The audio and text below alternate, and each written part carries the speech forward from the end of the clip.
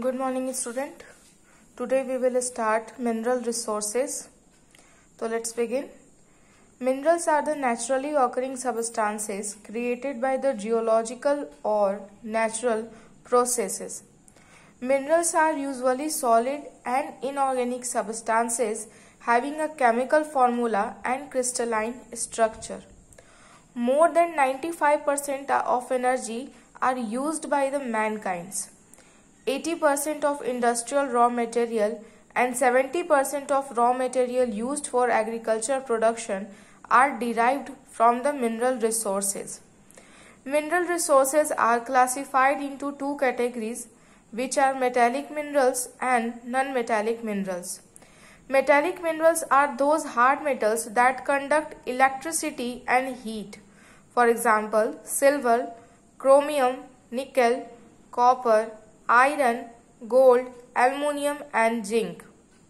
Metallic minerals are further classified into two categories, which are first ferrous metallic minerals which contain iron in its ore. Examples are chromites, ferrous ore and manganese.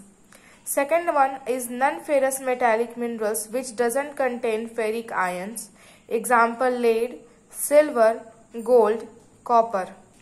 Next is non-metallic minerals, which are non-metals which do not generate a new product on melting. Example, gravel, gypsum, uranium, etc. Now we will see the uses of minerals. Uses of minerals are depend on its properties, like in industries, iron, steel are used in machineries. In construction of roads and buildings, iron, gravel and sands are used. In agricultural equipments, iron and steels are used. Defense equipment, irons are used. In electrical appliances, steel, iron, aluminium, copper, etc. are used. In ornament manufacturing, gold, silver, gems and etc. are well known used.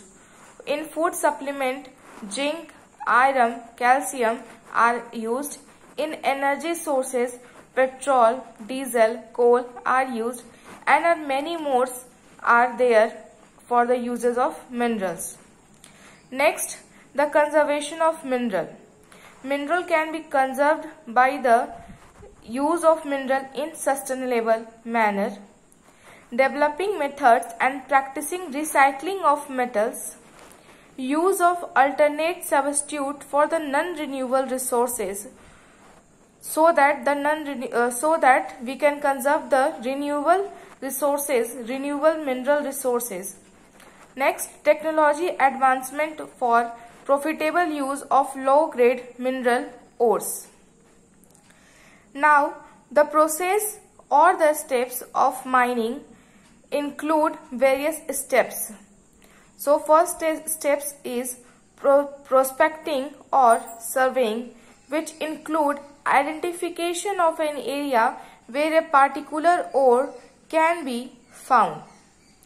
Prospecting are further classified into two categories, that is direct method and indirect method. Direct method include examination of deposits found or near the surface, on or near the surface. Visual examination via microscopic study and video prospecting. In indirect method, applied on deposits found deeper in the land, and radiometric, seismic and magnetics are used in indirect method. Second step is exploration. In this step, core samples are collected for evaluation.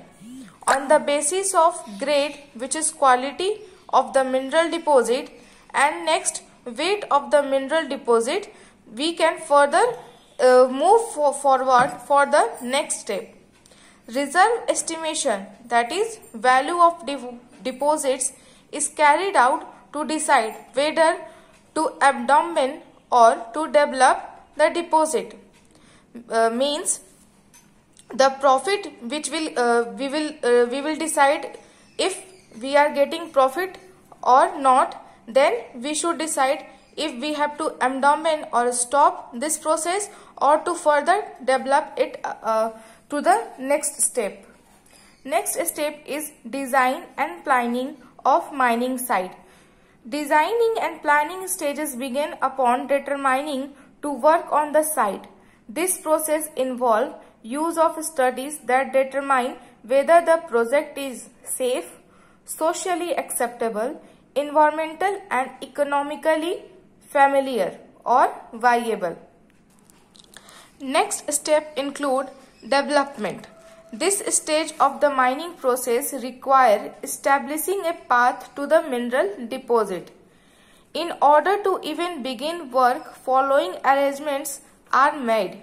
First, acquiring mining rights. Second, acquiring rights for the use of water. Next, arrangement of funds. Next, arrangement of machinery, skilled and unskilled workers. Next, construction of access road to help worker reach the site. Next, establishment of power source. After all this fulfillment, we should further go to the next step, which is production or extraction. After the developmental stage is completed, the production stage begins. So the production process is classified into two categories. First, surface mining. Next, subsurface mining. In surface mining, mining mineral that lies at or near the ground surface are done. Workers begin by stripping surface material, which is rock, soil, etc. For example, sand, gravel mining. In subsurface mining, ore on mineral deposit is below the surface. The digging of the tunnel and sink shafts are even blasting is done to reach to the mineral deposit. After the excavation, the ore is transported for the smelting. What is smelting? So, smelting is a process of melting down the ore and filtering out the metal part which is desired or profitable. Next step is closure or reclamation. After the shipping of ore, the final steps begins, which is reclamation or closure. At the closure, mining site must be rehabilitated as much as possible. What are the objectives for the closure? So the objectives are minimizing adverse environmental effect, ensuring health and safety of local public, restoring the water quality, restoring the quality of land and vegetation, proper management of waste and hazardous materials, stabilizing land to avoid soil erosion. Next and the last topic is impact of mining on environment. First is air and water pollution during transporting, refining and processing of minerals. Ground and surface water pollution by acid drainage. Ground subsidence. Degradation of aesthetic value of area due to dumping of mine waste. Erosion of mine waste fills streams, dams and reservoirs which need to be cleaning. Last, surface mining creates noise and dust and destroy wildlife habitat nearby the mining sites. This is all about the mineral resources. You can go through this, and for further queries you can contact me. Thank you.